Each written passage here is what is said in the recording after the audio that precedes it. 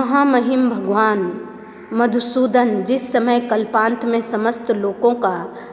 प्रलय बात की बात में कर देते हैं, उस समय अपनी समधिक अनुरागवती श्री लक्ष्मी को धारण करके उन्हें साथ लेकर क्षीर सागर में अकेले ही जा विराजते हैं। दिन चढ़ाने पर महिमामय भगवान भास्कर भी उसी तरह क्षण भर में सारे तारालोक का संहार करके अपनी अतिशायनी स्त्री शोभा के सहित क्षीर सागर ही के समान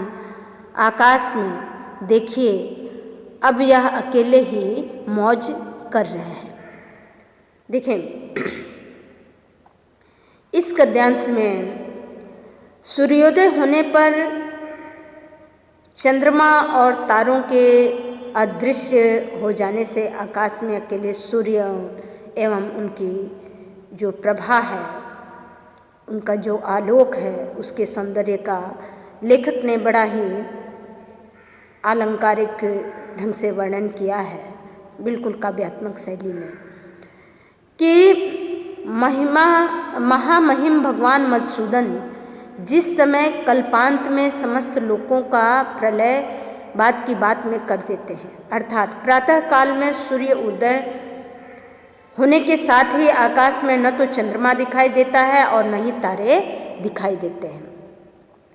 आकाश बिल्कुल साफ स्वच्छ दिखाई देता है और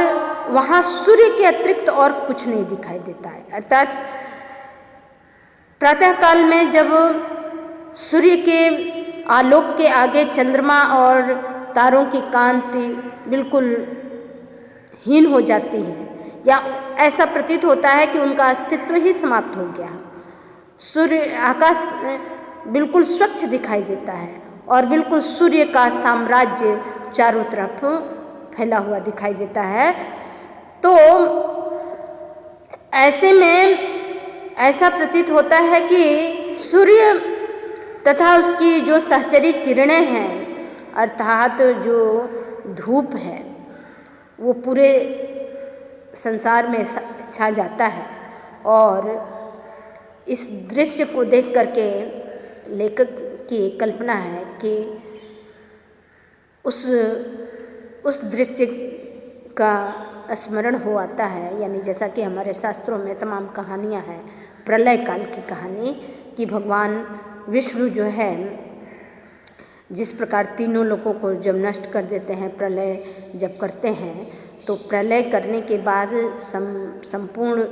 सृष्टि का लय करने के बाद भगवान विष्णु अकेले ही क्षीर सागर में अपनी पत्नी लक्ष्मी जी के साथ शेषनाग पर विश्राम करते हैं। ठीक उसी तरह से जब दिन चढ़ाता है तो महिमा में भगवान भास्कर यानी सूर्य, तो भगवान सूर्य भी आकाश में उसी तरह से संपूर्ण संसार के अंधकार का नाश करके चंद्रमा और तारों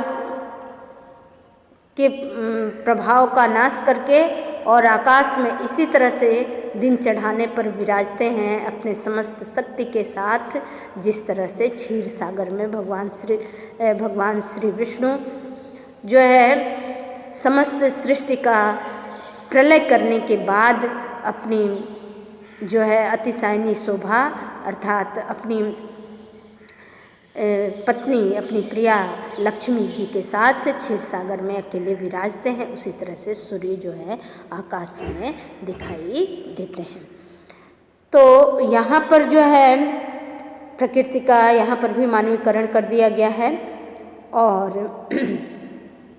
इस तरह से इसकी भाषा बिल्कुल परिष्कृत है, अलंकारिक शैली, प्रतीकात्मक शैली है, प्रभावमयी है और लक्षणा शब्द शक्तियों का भी प्रयोग है इसमें। जो इसका वैचारिक सौष्ठव है, माने सुंदरता है, साहित्यिक जो एक तरह से सौंदर्य है, वैचारिक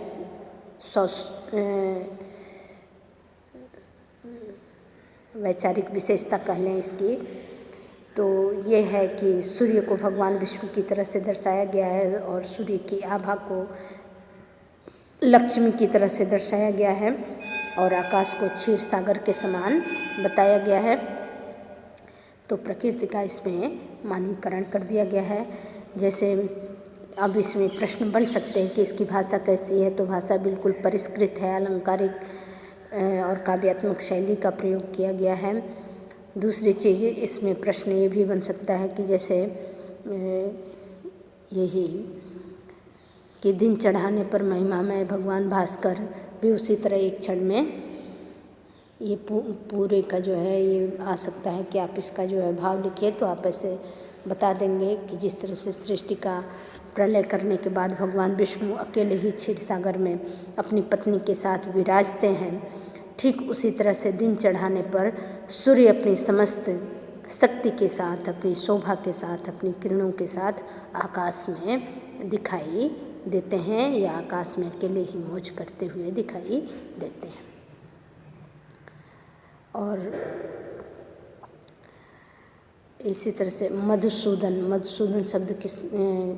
का अर्थ बताइए, तो मधुसूदन यानी भगवान विष्णु।